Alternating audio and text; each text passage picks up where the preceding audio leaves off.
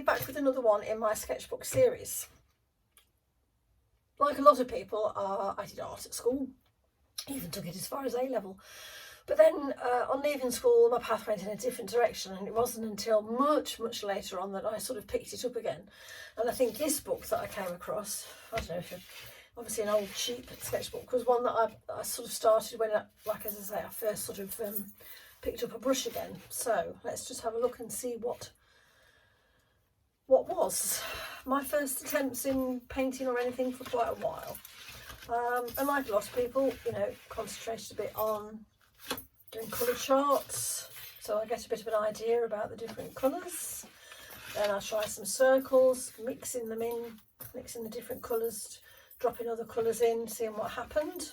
You know, all good experimentation. I think at this point I just had one of those cheapo sort of watercolour pan sets that you get from Smith's or Rymans or whatever. Obviously seeing how all the different colours and shades work together, or whether they were opaque or transparent, or trying different effects, paper towel, bubble wrap, cling film, different cling film I think. Again, various ways, trying to get a sky with the sea at the bottom, and I don't know what I was doing, blowing it through a straw, dropping salt in I think, just doing, I think these were leaf prints, if you can see. Then as I say, I went through a bit of an apples and pear stages, because it was onions. It was like, what have I got to hand? What have I got that you know, doesn't take a lot, no expense really, the props are already there. And there was something about this loose, you know, yes, it's the hint of the onions there, or the apples, but it was this looseness that really sort of grabbed my attention. So they sort of went through sort of several iterations.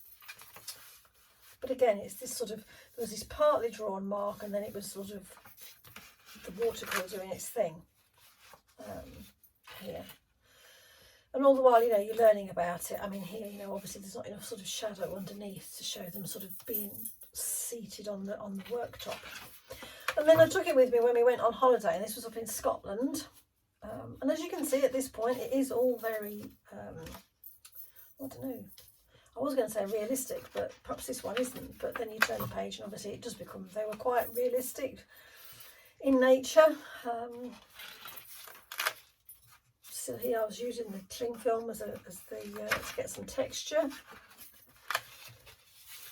I was experimenting here, it says, with inks. So there's it started with my experimentation, a bit more there, again on back to landscape.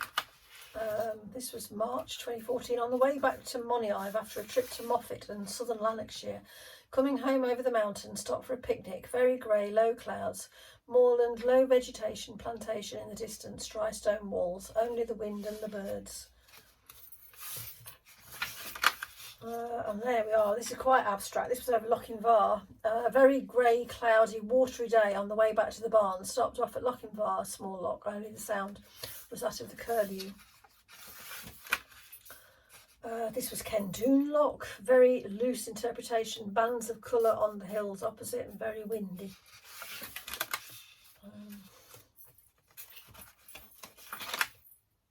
See, there's still like this element of realism you can sort of still see, but then obviously here I was trying with the inks and it was going a bit more abstract, back to more realistic. Obviously there were, I can't remember, there's a term, isn't there, for a sort of clump of hills on a clump of trees on a hilltop, but I can't remember what it is. There we are again, back to the coast.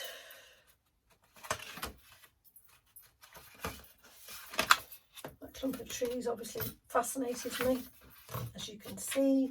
But as you can see, it's all sort of quite flat washes. I haven't added anything in, collage or whatever, and there's none of the should we say the calligraphic marks, apart from bits starting here.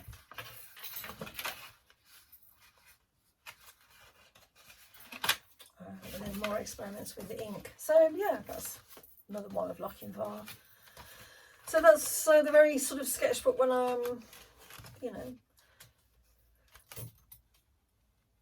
got back to thinking about doing it. I had at that stage graduated from university, but how can we put it? The artwork that I was doing at university was nothing like this. It's installation work, and so this was a way of working back into being with watercolours and inks again. So yeah, that's another one of my sketchbooks.